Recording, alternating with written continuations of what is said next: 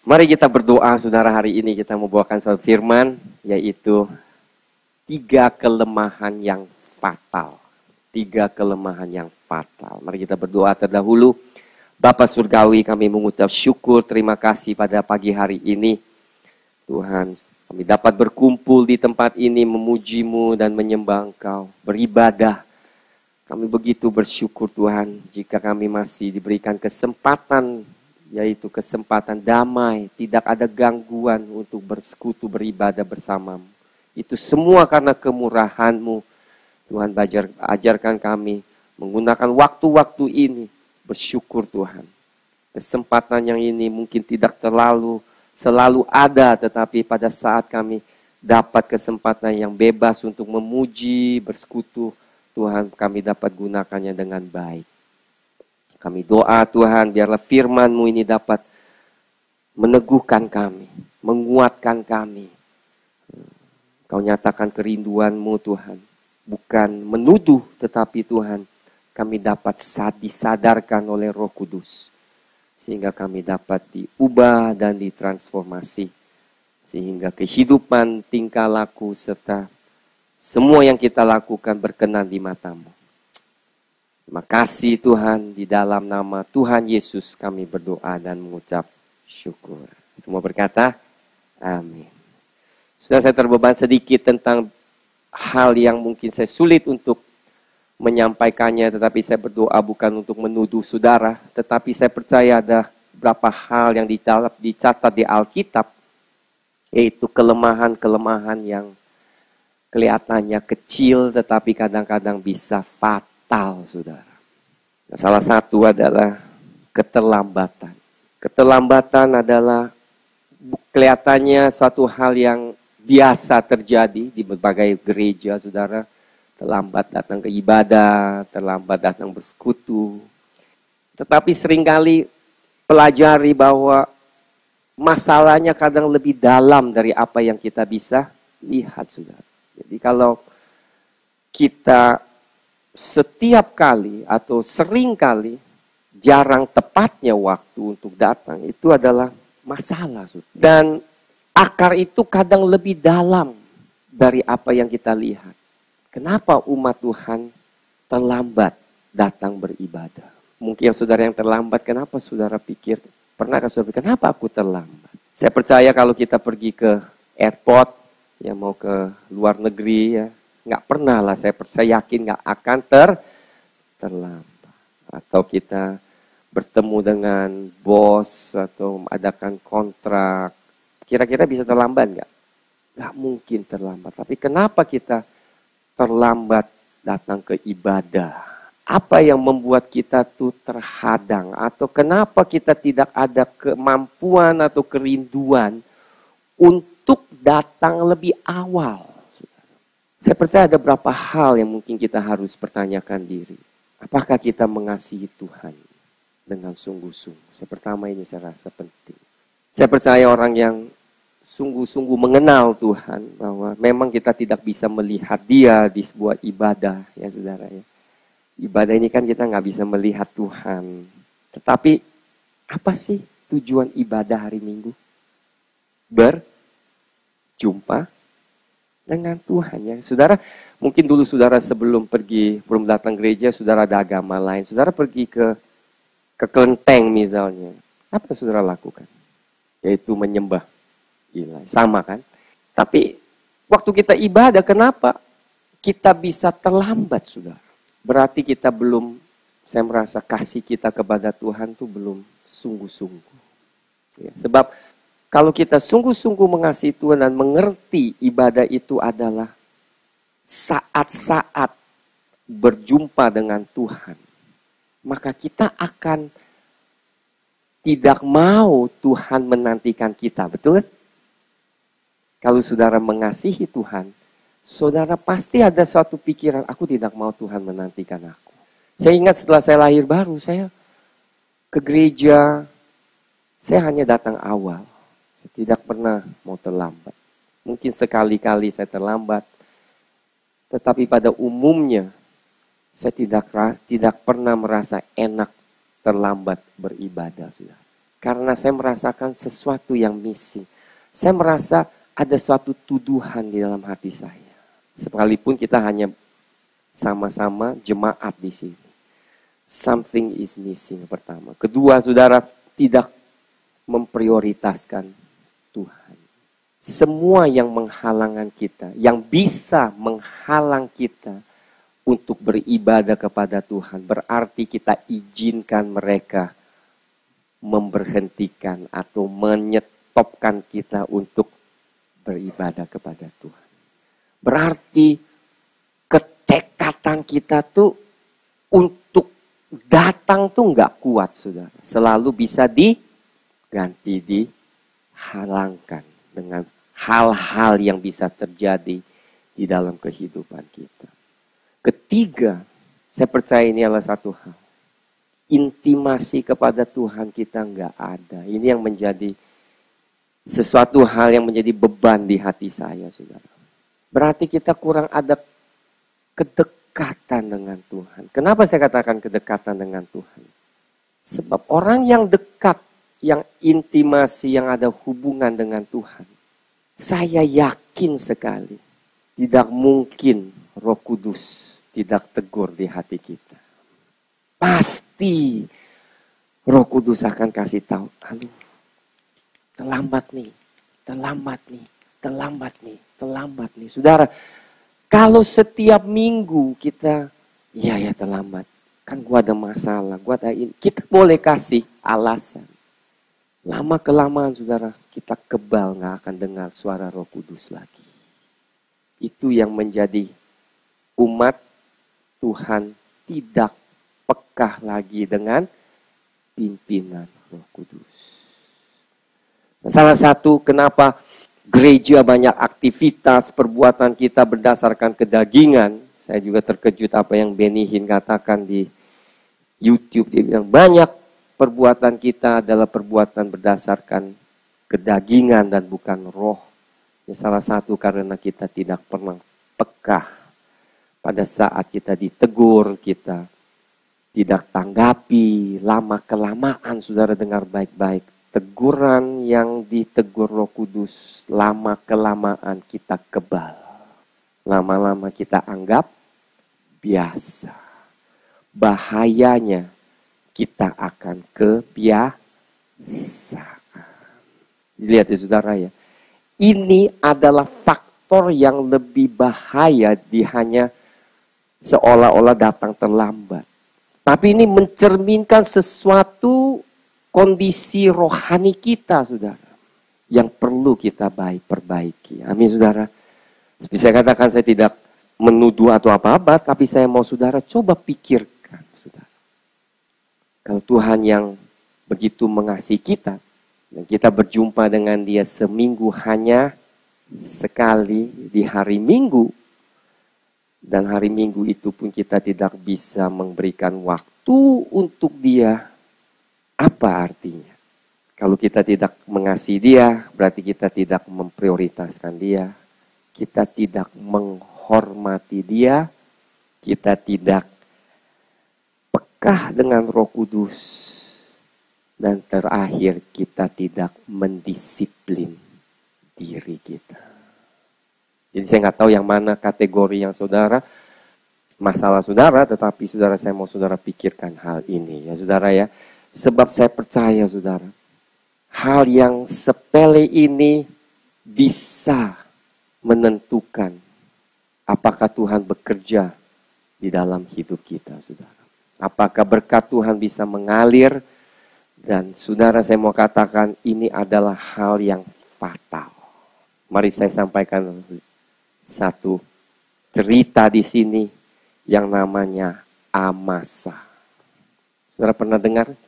Panglima Daud, Amasa, pemimpin yang Daud angkat, yang Daud tunjuk sebagai panglimanya, ada kebiasaan terlambat. Panglima bisa terlambat, saudara. Ya sudah pikir, oh cuma jemaat. Enggak, ternyata pemimpin Daud, namanya Amasa, terlambat. Saya mau ceritakan ini dulu. Kita nggak buka Alkitab, karena kalau buka Alkitab mabok. Karena ini cerita sejarah panjang kalau membaca Alkitab. Tapi saya kasih cerita dulu latar belakangnya. Setelah Daud jatuh dalam dosa, saudara ingat jatuh dalam dosa? Dia paling terkenal lah ya. Dia jatuh kepada Bathsheba dan kemudian dia merusaki rumah tangga orang dan dia membunuh suaminya. Dua dosa yang besar sekali. Pertama, merusakkan keluarga. Kedua, membunuh. Pada saat Tuhan utus Nathan nabinya menegur Daud, dia katakan, karena engkau lakukan hal ini, engkau izinkan peluang, berikan peluang untuk musuhmu menghujat engkau, menindas engkau, maka pedang tidak akan meninggalkan engkau dari rumahmu. Wah saudara, sekalipun Tuhan mengampuni dosa Daud yang Daud lakukan, tetapi konsekuen dari dosa itu tetap dia harus tanggung. Apa yang terjadi? Gak lama kemudian terjadilah perzinahan, inses antara anaknya, pembunuhan antara anaknya. Dan setelah itu salah satu anaknya yang namanya Absalom berontak melawan dia. Nah, pada saat Absalom berontak, Amasa ditunjuk oleh Daud. Jadi pada saat Amasa ditunjuk oleh si Absalom, Absalom menunjuk Amasa ini sebagai panglima dia. Ya sudah, saya mau kenalkan siapa Amasa. Berarti Amasa ini adalah seorang pemimpin militer yang cukup baik sehingga Absalom pilih. Di firman Tuhan katakan Amasa pilih dia, tidak memilih Yoab. Yoab adalah juga salah satu pemimpin militer yang dipakai luar biasa juga. Daud sering pakai dia. Tetapi Amasa ini kayaknya lebih disayang, saudara. Nah, apa yang terjadi, saudara? Pada saat itu Daud juga lari, ya kan? Absalom kupe. Dia harus keluar dari Yerusalem. Daud lari karena anaknya ini berhasil, saudara, menghasut semua orang Israel untuk melawan ayahnya, saudara. Sehingga Daud kabur terbiri-biri. Itu karena salah satu konsekuen dari dosa dia, saudara. Nah, apa yang terjadi? Setelah itu, saudara, Daud berdoa dan Tuhan masih berkenan kepada dia, saudara. Sehingga dia pun mobilisasi tentaranya di bawah Yoab dan berperang melawan tentara anaknya Absalom, dan kemudian Absalom meninggal. Pada saat Absalom meninggal, Israel berantakan, saudara, tidak ada pemimpin, mereka tidak tahu apakah mereka harus terima Daud kembali. Itu menjadi satu bangsa yang tidak ada kepalanya. Nah, saudara dengar baik-baik. Daud pada saat itu butuh orang-orang untuk diutus, untuk terima dia kembali. Amin, saudara dengar baik-baik. Nah, dari umat Israel, ya saudara dengar. Israel dan Yehuda, biasa kita katakan Israel adalah 10 suku, 10 atau 11 suku di luar suku Yehuda. Mereka ini terima Daud, karena Daud adalah dari suku Yehuda.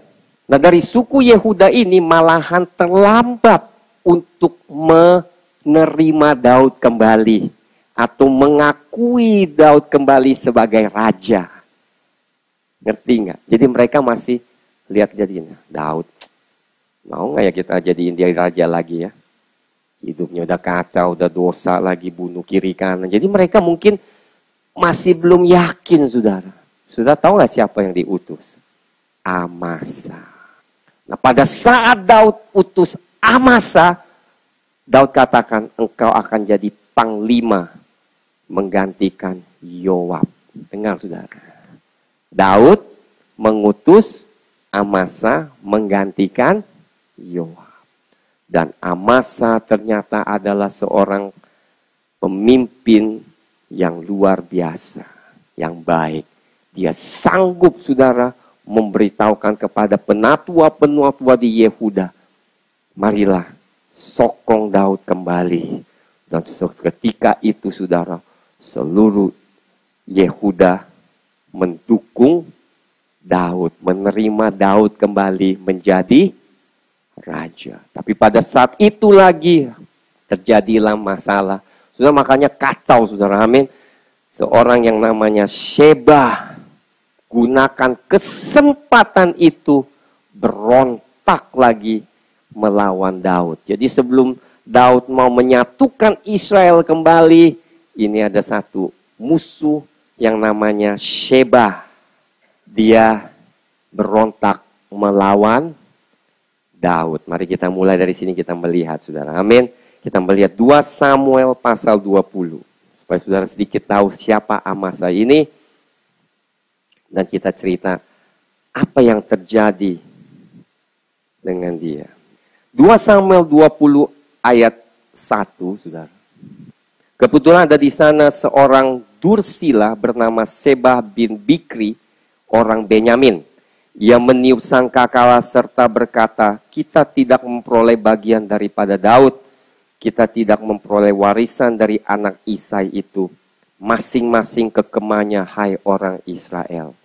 Lalu semua orang Israel itu meninggalkan Daud, mengikuti Sheba bin Bikri, sedangkan orang-orang Yehuda tetap berpaut kepada raja mereka, mengikuti dari sungai Yordan sampai Yerusalem. Sampailah Daud ke istananya di Yerusalem, lalu raja memanggil ke 10 gundik yang ditinggalkannya untuk menunggu istana.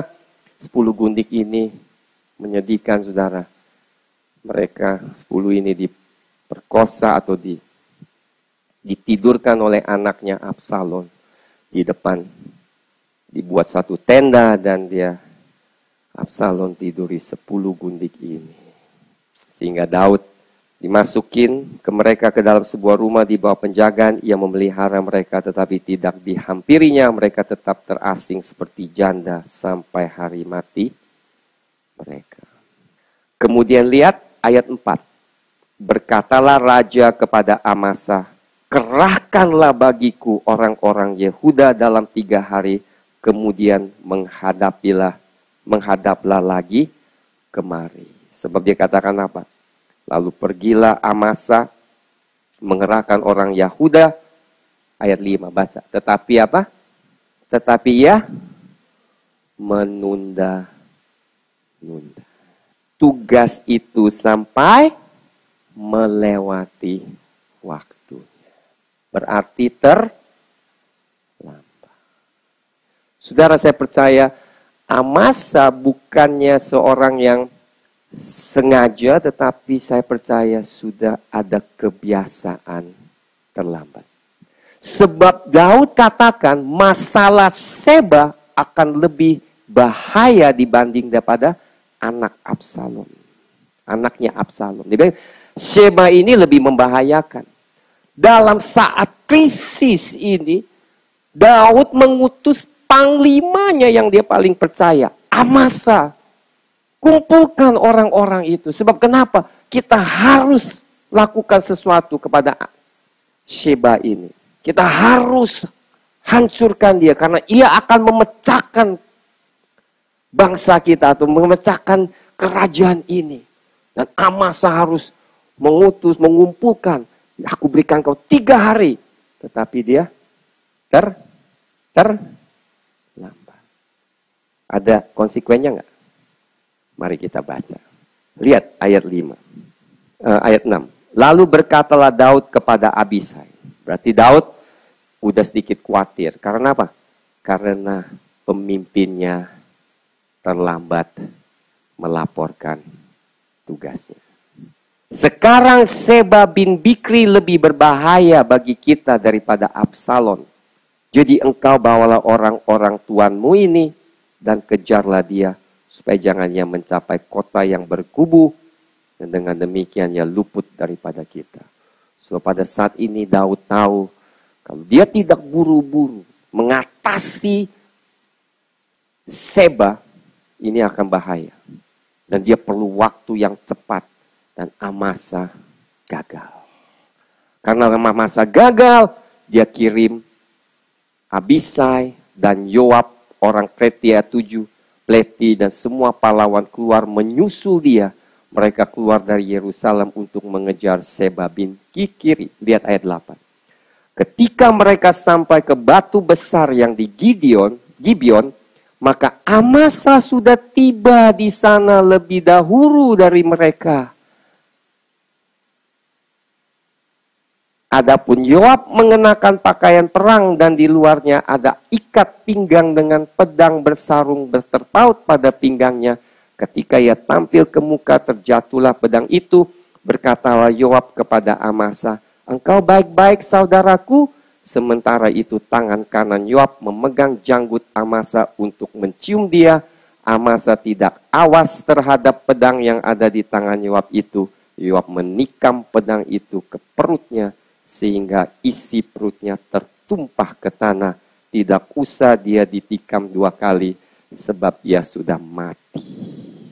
Lalu Yoab dan Abisai adiknya terus mengejar Seba bin Bikri. Apa artinya? Kenapa Yoab mau membunuh dia? Pertama, karena Yoab cemburu akan dia. Sebab dia menggantikan posisi Yoab. Dia begitu penuh masa depannya yang cerah karena dia panglima, ya bayangkan kan. Tapi pada saat dia terlambat, dia buka peluang untuk musuhnya mendatangi dia. Dengar. Saya mau tanyakan, penting atau enggak? Bisa katakan terbiasa fatal. Kelemahan yang fatal. Saudara, makanya saudara saya mau katakan, apa yang terjadi? Pada saat Yoab datang, kesempatan. Lu tunda-tunda, mau bunuh. Setelah itu Amasa mati. Sekalipun, dengar, sekalipun. Dengar baik-baik. Dia adalah panglima yang ditunjuk oleh Daud. Kebiasaannya mendatangkan kematian. Jadi kita mempelajari saudara firman Tuhan. Menepati waktu adalah suatu hal yang penting dan berkenan di mata Tuhan. Amin saudara. Amasa jika bukan terlambat, maka Daud tidak akan mengutus Yoab. Maka semua tragedi ini tidak akan terjadi. Tapi karena kebiasaan,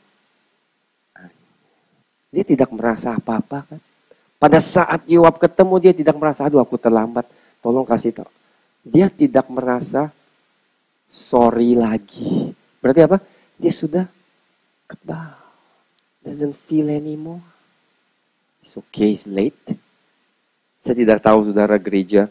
Yang saya tahu gereja yang justru di banyak tekanan saudara, mereka tidak, jarang yang datang terlambat, mereka justru menantikan Tuhan. Lihat kemudian, Amasa tidak tewas ayat 10, ayat 11. Dan seorang dari orang-orang Yoab tinggal berdiri di dekat mayat itu sambil berkata, siapa yang suka kepada Yoab dan siapa yang memihak kepada Daud, baiklah mengikuti Yoab. Siapa? Tadi Amasa adalah siapa? Panglima. Dia kerjanya mengumpul tentara Daud, ya kan? Tapi terlambat, dia dibunuh. Kemudian orang katakan, sekarang ikutlah Yoab. Semuanya pasukan Amasa, bawahan Amasa mengikuti Yoab. Dalam pada itu Amasa terguling mati dalam darahnya di tengah-tengah jalan raya. Ketika orang itu melihat bahwa seluruh rakyat berdiri menonton, maka disingkirkannya mayat Amasa dari jalan raya ke padang, lalu dihamparkannya kain di atasnya, karena dilihatnya bahwa setiap orang yang datang ke sana berdiri menonton. Dia tidak dikubur, tidak banyak dihormati. Setelah dijauhkannya mayat itu dari jalan raya, maka semua orang itu berjalan terus mengikuti Yoab untuk mengejar Seba bin Bikri. Habis. Dia mati sebelum waktu. Dia seharusnya panglima yang dapat melakukan begitu banyak, masa depannya begitu cerah. Tapi karena satu kelemahan, Dia suka terlambat. Saya mau saudara renungkan. Mungkin kita tidak pernah lihat Yoab begitu kesal dengan posisi dia. Cemburu dengan posisi dia. Dia gunakan saat itu. Dia bunuh. Dan akhirnya siapa yang menggantikan dia kembali? Yoab mengambil posisinya kembali. Saudara, sebagai pemimpin ada bedanya dalam standar. Pemimpin dan pengikut beda. Pemimpin ada satu standar yang harus dijaga. Amin saudara. Kita butuh gereja di mana pekerja-pekerja dapat mengerti pentingnya untuk tidak terlambat. Kedua saudara, mari kita melihat fatal adalah hal yang kurang tekad saudara. Melakukan sesuatu tidak tuntas adalah juga satu hal yang fatal dan tidak akan mendapat berkat yang Tuhan siapkan bagi kita, saudara. Ini adalah satu hal yang mungkin salah semuanya kita itu akan yang kita harus atasi. Karena segala sesuatu dapat berhasil, tidak ada seorang yang berhasil tanpa satu ketekatan yang cukup. Usaha apapun yang saudara lakukan, butuh suatu ketekatan. Jika kita adalah orang, saya rasa bukan jika kita semuanya pada umumnya. Kita semuanya pada umumnya. Mudah mundur diri pada saat susah. Mudah putus asa pada saat kita menghadapi tantangan. Maka kita akan sulit, saudara, mendapat atau berhasil di dalam usaha kita, saudara. Dikatakan, siapa yang mencipta bolam? Edison. Dia katakan, saya cobakan 1000 kali eksperimen. Yang ke-1000 kali baru berhasil bolam itu. Kemudian orang katakan, berarti engkau gagal 999 kali. Enggak. Aku temukan 999 kali cara tidak bisa, bukan gagal. Sudah ketekatan, saudara.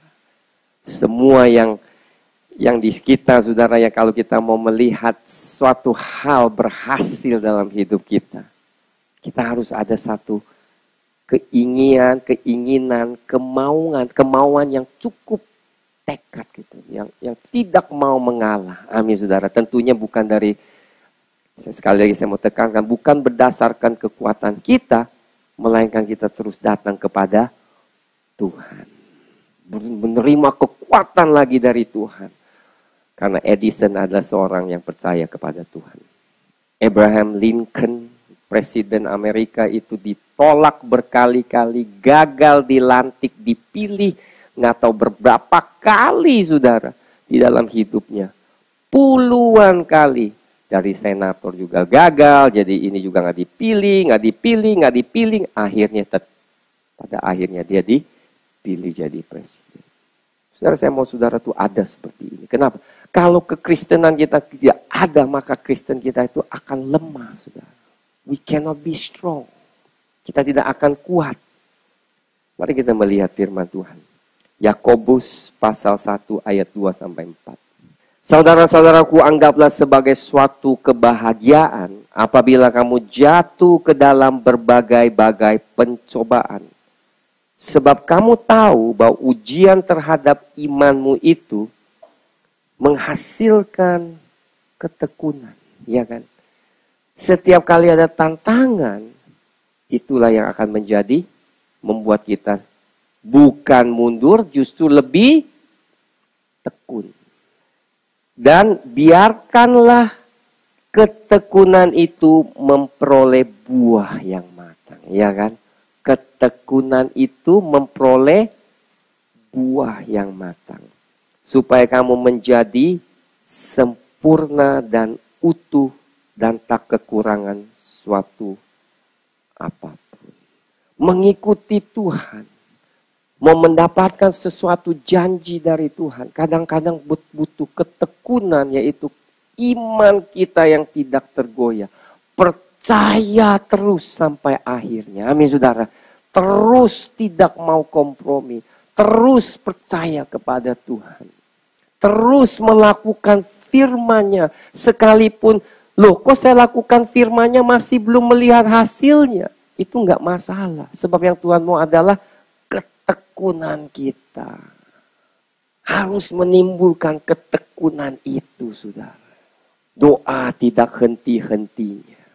Memuji, menyembah tidak henti-hentinya.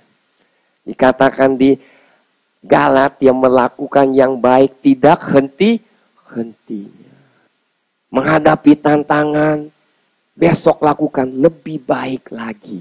Itu namanya ketekunan. Sebab di dalam ketekunan itu dikatakan apa? Imanmu itu menghasilkan ketekunan, dan biar tekun memperoleh buah yang matang. Berarti hidup saudara mulai ada buahnya, saudara. Mari kita melihat salah satu contoh di Kisah Para Rasul, saudara, pasal 13. Saya mau ceritakan juga ini seorang anak Tuhan yang namanya Yohanes. Yohanes adalah murid Barnabas dan Paulus pada mulai pelayanan misinya. Dia adalah orang yang mengikuti Paulus dan Barnabas, saudara. Pasal 13 ayat 13. Pertama kali mereka berlayar, saudara, Paulus ini, mereka diutus oleh gereja untuk mengabarkan, memberi pesan-pesan kepada gereja-gereja. Dan Paulus dan kawan-kawannya meninggalkan Pafos dan berlayar ke Perga di Pamfilia, tetapi Yohanes meninggalkan mereka lalu kembali ke Yerusalem. Jadi pada perjalanan tengah jalan, saudara, mereka sedang sibuk melayani. Yohanes mungkin harus lakukan banyak hal, tetapi tekanan terjadi tengah jalan. Yohanes bilang, tuh gue capek stres. Dia pulang ke Yerusalem. Ya tentu Yerusalem tempat pasti lebih enak dibanding kota-kota seperti itu. Ya kan, saudara, saya tentu mau balik ke Jakarta, sebab di kampung-kampung di Kamboja itu stres. Nah, apa yang terjadi, saudara? Pada saat Paulus dan Barnabas mau berangkat lagi melayani, saudara, akhirnya ribut. Gara-gara siapa? Yohanes. Kenapa ribut gara-gara Yohanes? Barnabas mau bawa Yohanes kembali lagi. Paulus bilang, enak aja lu. Tengah jalan dia pulang, nggak boleh berantem. Itu, saudara, mendatangkan perselisihan begitu besarnya antara Paulus dan Barnabas. Gara-gara Yohanes. Kenapa? Karena Yohanes tidak melanjutkan perjalanan sampai pada akhirnya. Dengar, saudara, semuanya, baik itu usaha, baik itu keluarga, saudara, tidak ada jalan setengah, saudara. Semuanya yang baik butuh waktu dibangun. Amin, saudara. Butuh waktu, ketekatan, saudara, yang cukup untuk melihat sampai dia berhasil. Hubungan suami istri, jangan putus asa. Orang tua dan anak dan orang tua terus dikerjakan, dibangun di atas firman Tuhan. Amin. Pada saat kita membangun di atas firman, memang itu susah, tapi terus dibangun, terus dibangun. Tapi yang terjadi, sudah mari kita melihat. Saat itu Paulus dan Barnabas pisah gara-gara Yohanes. Lihat, kalau kita nggak tekad, kita mendatangkan pepecahan antara dua hamba Tuhan yang luar biasa. Sedih kan, saudara?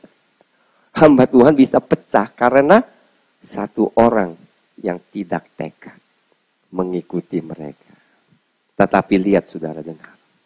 Oleh karena Yohanes tinggal, dia hilang satu hal yang luar biasa. Pada saat Paulus datang, pasal 16 ya, kita lihat pasal 15, mereka pisah. Yohanes nggak ikut. Tetapi pasal 16, Paulus datang ke Derbe, dan ke Listria.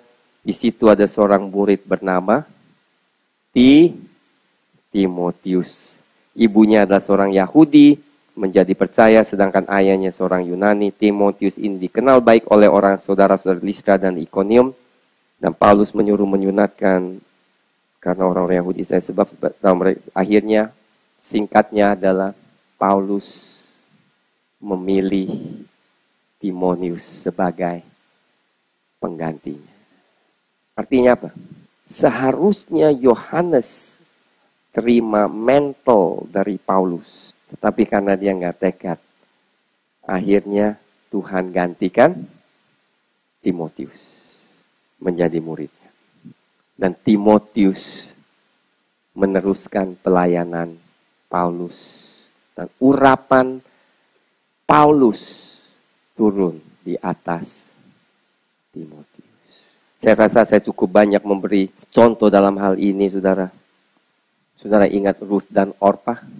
Ruth adalah orang yang pantang mundur. Amin, saudara. Pada saat Naomi kata, aku tidak ada lagi anak, pulanglah kamu. Ruth katakan, aku mati pun aku ikut. Bangsamu, bangsaku, Allahmu, Allahku. Suatu ketekatan. Dan siapa yang dapat berkat? Orpah nggak kedengaran lagi, nggak tahu di mana. Itu adalah kelemahan yang fatal. So, dengar baik-baik, saudara. Kita bisa lari ke kiri, lari ke kanan, lari ke kiri, lari ke kanan. Dengar baik-baik. Tapi kita tidak akan bisa membangun karakter kita. Kita bisa cemplung sana, cemplung sini, gereja situ, gereja sini, gereja banyak sekali. Saudara. Tapi yang membuat kita bertumbuh bukan gereja. Kita bisa pergi 10 gereja satu minggu. Oh, tambah internet. Ya, saudara bisa dengar firman, 50 firman.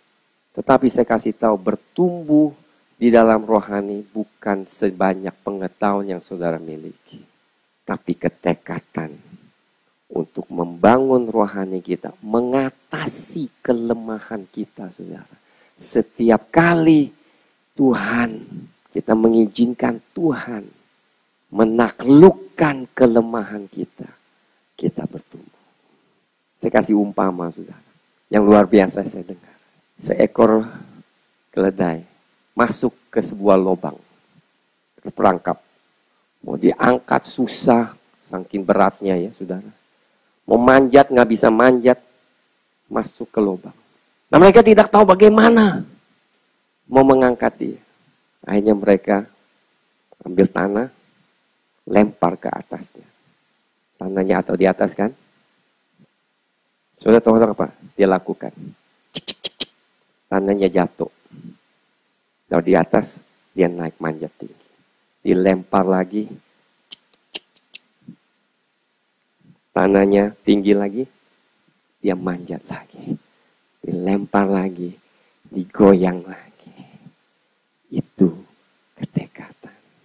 Setiap kali masalah datang, saudara gini, puji Tuhan, amin.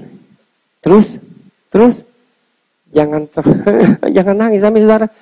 Jangan izinkan tanah itu, beban itu menekan. Letakkan di kaki Tuhan Yesus dan menginjak bukan batu sandungan, tetapi batu loncatan. Ada masalah, kecewa, jadi batu loncatan.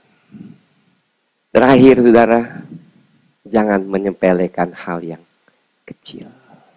Di perumpama Tuhan Yesus, Lukas 19 ayat 11 sampai 27.